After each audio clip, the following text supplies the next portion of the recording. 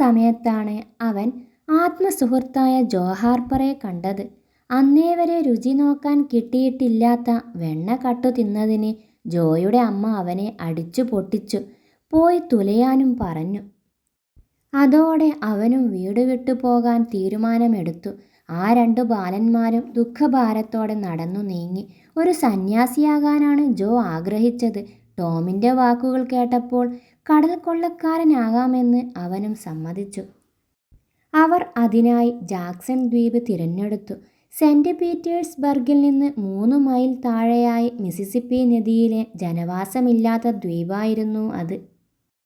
തുടർന്നവർ Huckleberry ഫിന്നിനെ അന്വേഷിച്ചു കണ്ടുപിടിച്ചു. അവനാകട്ടെ എന്തിനും സമ്മതമായതിനാൽ മടി കൂടാതെ അവരോടൊപ്പം ചേരുകയും ചെയ്തു. അവർ ഗ്രാമത്തിൽ നിന്ന് 2 മൈൽ മാറി വിജനമായ നദീതീരത്ത് അർദ്ധരാത്രിയിൽ എത്തിച്ചേർന്നു. അവിടെ നിന്നൊരു ചങ്ങാടത്തിൽ ഭക്ഷണവും മറ്റ് അവശ്യ സാധനങ്ങളുമായി യാത്ര തുടർന്നു. ഏതാണ്ട് 2 മണിയായപ്പോൾ അവർ ദ്വീപിൽ എത്തിച്ചേർന്നു. തീ കൂട്ടി ഉപ്പിട്ടുണക്കിയ പന്നിയിറച്ചി ചീനച്ചട്ടിയിലിട്ട് അത്താഴത്തിനു വേണ്ടി അവർ പാകം ചെയ്തു.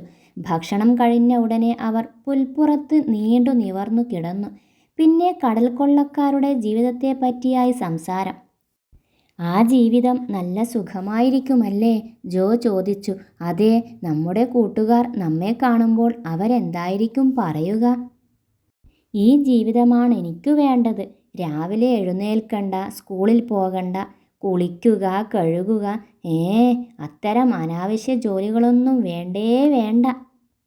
അതിനെപ്പറ്റി മനക്കോട്ട കെട്ടിക്കൊണ്ടവർ ക്രമേണ ഉറക്കത്തിലേക്ക് വഴുതി വീണു.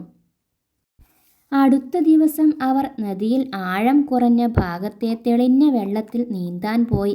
ഉന്മേഷം വീണ്ടെടുത്താണവർ താവളത്തിലേക്കു മടങ്ങിയെത്തിയത്. കൂട്ടത്തിൽ മീനും പിടിച്ചിരുന്നു. ആ മീൻ ചുട്ടെടുക്കാനായി അവർ വീണ്ടും തീ കൂട്ടി. അതോടൊപ്പം പന്നിയിറച്ചി കൂടിയായപ്പോൾ അത് ഒന്നാന്തരമൊരു സദ്യ തന്നെയായി. പ്രാതലിനു ശേഷം അവർ മരത്തണലിലിരുന്നു വിശ്രമിച്ചു. പിന്നീട് അവിടമൊക്കെ നന്നായി പരിശോധിക്കുന്നതിനായി അവർ കാട്ടിലൂടെ പര്യടനവും തുടങ്ങി. കുറച്ചു സമയം കഴിഞ്ഞപ്പോൾ അവർക്ക് വീടിനെക്കുറിച്ച് ഓർമ്മ വന്നു. അതോടെ സങ്കടമായി. പക്ഷേ തങ്ങളുടെ ദൗർബല്യത്തെപ്പറ്റി അവർക്ക് ലജ്ജ തോന്നി. അതിനാൽ തങ്ങളുടെ ചിന്ത വെളിപ്പെടുത്താൻ ആരും ധൈര്യപ്പെട്ടില്ല. ആ സമയത്ത് അല്പം അകലെ ഒരു പ്രത്യേക ശബ്ദം കേട്ടു. അതെന്താണെന്ന് നോക്കാൻ അവർക്ക് തിടുക്കമായി. ഒരു കടത്തുവഞ്ചി ദൂരെ നിന്ന് വരുന്നതാണവർ കണ്ടത്. അതിൽ നിറയെ ആളുകളുണ്ടായിരുന്നു.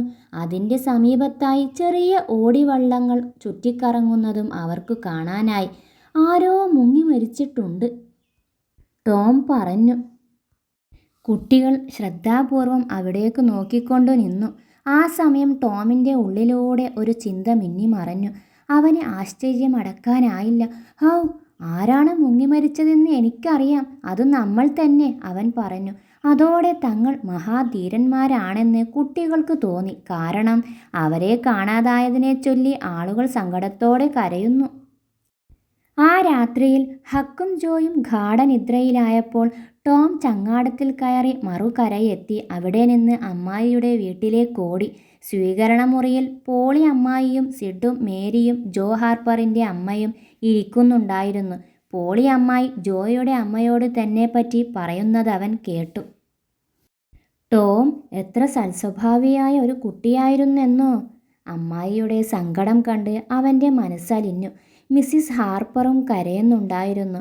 ശവസംസ്കാര ചടങ്ങുകൾ ഞായറാഴ്ച നടക്കുമെന്ന് അവരുടെ സംസാരത്തിൽ നിന്ന് ടോം മനസ്സിലാക്കി.